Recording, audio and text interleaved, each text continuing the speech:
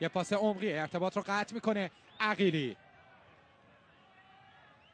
محرم نویدکیا که این بازی رو هم از دست داد به خاطر مصدومیت.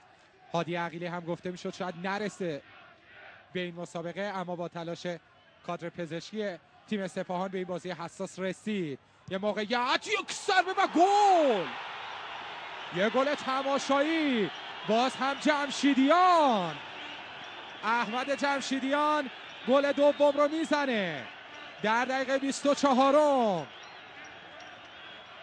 سپاهان هر کاری که دلش میخواد داره انجام میده در این مسابقه و باز هم هواداران سپاهان یه بازی رویایی. قطعا هیچ سرمایی رو با این بازی گرم سپاهان احساس نمی‌کنن. این ضربه جمشیدیان،